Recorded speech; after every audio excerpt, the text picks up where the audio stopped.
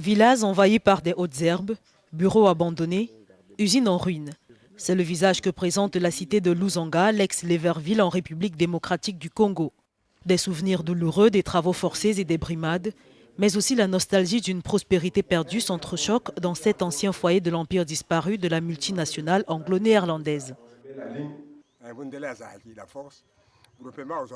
Le blanc était fort. Il imposait au chef du village de lui donner de la main-d'œuvre. Certains d'entre eux ne savaient pas couper les noix. On mettait alors le feu à la souche de l'arbre pour le pousser à grimper sur le palmier. Au même moment, un policier te menaçait avec un fouet en bambou. Ceux qui réussissaient obtenaient une carte de coupeur de noix de palme. Située à environ 570 km à l'est de Kinshasa, la cité est apparue en 1911 dans ce qui était alors le Congo belge, regorgeant d'immenses concessions de forêts de palmiers sauvages. Elles appartenaient à l'entrepreneur anglais William Lever, dont la société Lever Brothers donnera naissance au moins de 2 décennies plus tard à Unilever, aujourd'hui mastodonte international de l'industrie agroalimentaire et cosmétique. En tout cas, l'usine, c'est avec l'usine que ce village pouvait vivre.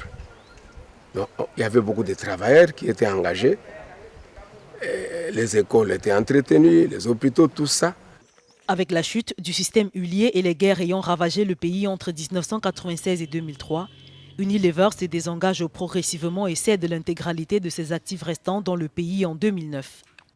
La population est restée dans la pauvreté, dans la misère la plus totale, parce qu'il n'y avait plus d'activité. Vous vous rappelez, à cette époque, il y avait même des cantines où les gens partaient du dépôt pour s'acheter de quoi manger. Dans cette localité d'environ 15 000 habitants, aujourd'hui dépourvue de la moindre infrastructure, sans électricité ni eau potable, il reste encore de l'espoir d'un miracle de relance des activités par un énième repreneur.